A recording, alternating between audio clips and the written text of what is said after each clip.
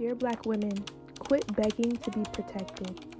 So after some recent isolation from news that literally drains my mental health, it's been recently brought to my attention for the millionth time just how ignorant some people are. You might hear a few beeps blocking out my vulgar words because this is something that I'm passionate about and I mean this shit. This video is my letter to Black women about the conversation of protection against violence, once again, after observing the way the public reacted to this girl being assaulted with a brick. Before I get started, this video was created with the intention of humanizing Black women as a whole, so if that is something that you are against, please head for the far exit to the right because I do not need any of that negative energy right now. There's too much going on and there's definitely not enough space for your baggage. I hate gender wars, so don't think that this is that, but let's talk about some real shit. If you are a Black woman watching this video, I hope this message finds you well and that you listen with your ears open. So a few days ago, there was this girl who goes by the name of Real Reports on TikTok. I think that's the name. I hope that I'm right. I hope I'm not saying it wrong. Anyways, I think she's an influencer or someone who creates content of some sort. But she went online stating that she was hit with a brick by a man for not giving him her number. Now, off the rip, this story doesn't sound too far-fetched or made up or anything because there have literally been women, all kinds of women, honestly, who have been killed for not taking the advances of a man. So let's just start there. But this caused such an uproar on the internet because once again we are brought back to the conversation of Black women not being protected. I agree that it's a bit illogical for anyone to want to put themselves in harm's way for a stranger, but it is also illogical, heartless, and inhumane to leave someone clearly injured to fend for themselves after watching them be a victim of senseless violence.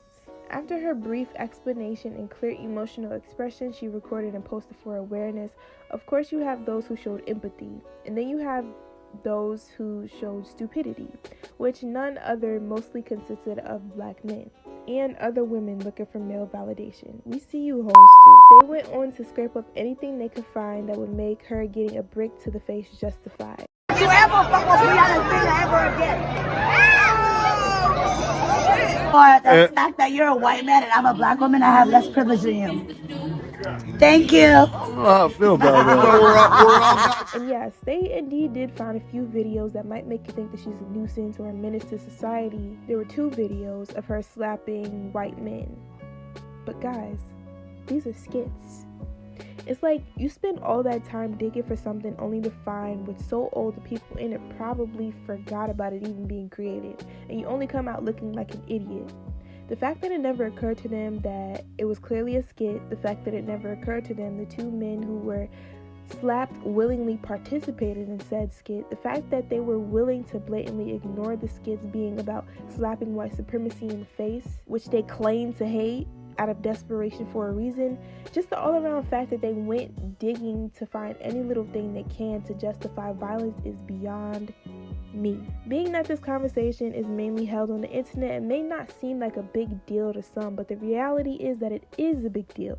I know that not every Black man acts indifferent towards Black women and aren't actively misogynist. Clearly, I'm talking about the ones who are. The ones who are making podcasts and viral tweets and consuming that content, exuding pure nonsense, hatred, and unhealed trauma. My goodness, the trauma and insecurity is so thick you could cut it with a knife. The internet is a place where people can say the things they are too afraid to say in real life, the things they think about but don't have the guts to actually say.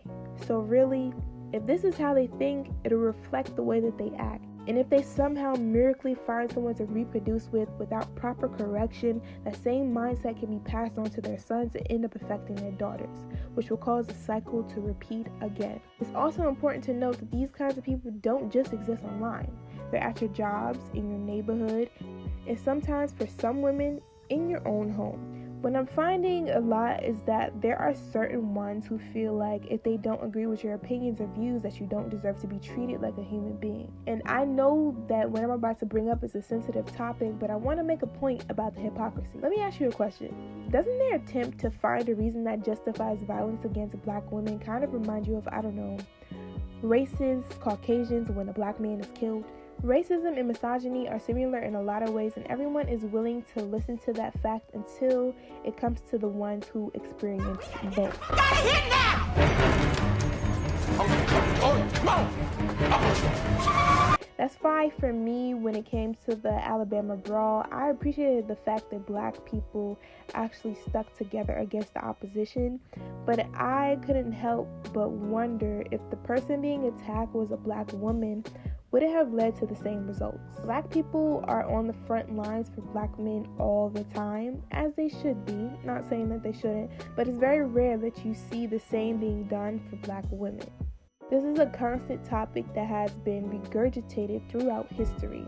Of course, as we all know, there's a reason for everything, and it didn't just start recently, and it honestly technically didn't start during slavery, but for the sake of this video, let's just pretend that it did.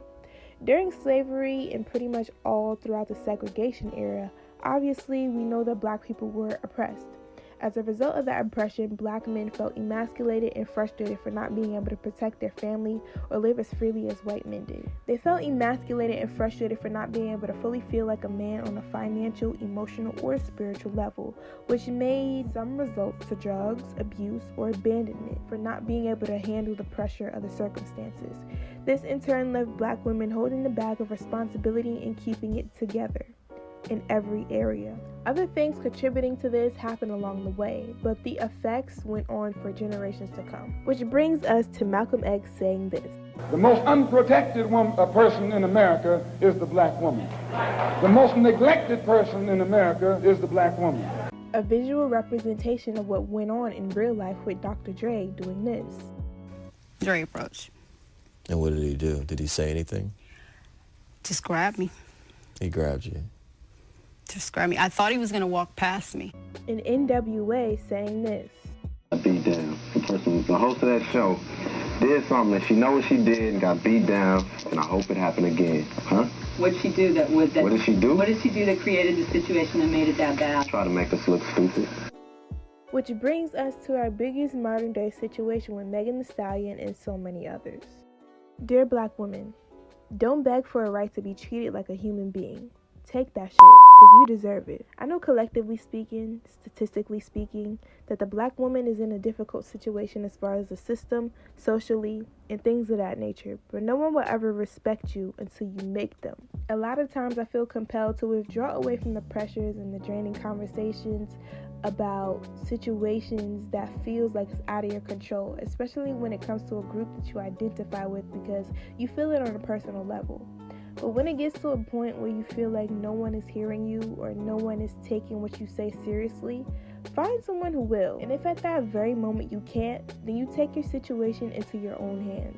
Listen to yourself and change as much as you can. I'm saying this because I actually care. And because the same way I feel about the black community's pointless marching as opposed to hitting the opponents where it hurts, is the same way I feel about black women begging and pleading to be safe, seen, and heard. Begging to be protected. There will always be someone who is willing to be in your corner, and because of that, you'd expect everyone to be loving, kind, humane, and have some kind of empathy to all people. But the harsh reality is, when it comes to having to escape abusive situations, speaking out about abuse, or having to defend yourself from a random violent encounter on the streets, I want you to remember to put yourself first and don't expect anyone to save you. Fully equip yourself with the knowledge that it takes for you to make it back home safely regardless of the situation. It's difficult because I wish we lived in such a perfect world where everyone looked out for each other, but the reality is that we don't. When it comes to other black women, make sure you have their back as well, because really all we have is each other, and sometimes that's even difficult. I'm not going to ignore the facts about the seriousness of what actually goes on, but I'm the type of person who likes to be proactive about things I want to change, especially when I have the power to change it. And one thing I don't play about is my safety. So you, take your life into your own hands. You may not get the respect you deserve from the system or from the ignorant who might take their mommy issues out on you or those suffering from white supremacy-based trauma, but you will gain respect amongst yourselves and each other once you decide to take it. You will gain respect amongst yourselves once you decide to only love and respect those who love and respect you.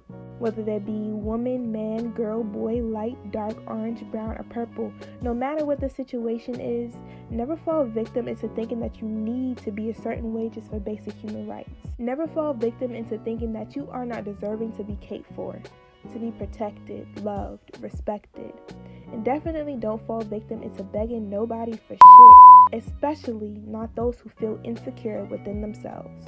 I love you, I love us. Take care of yourselves, take care of your health, and if you're ever in this situation, please do whatever you need to do to get back home safely. Peace.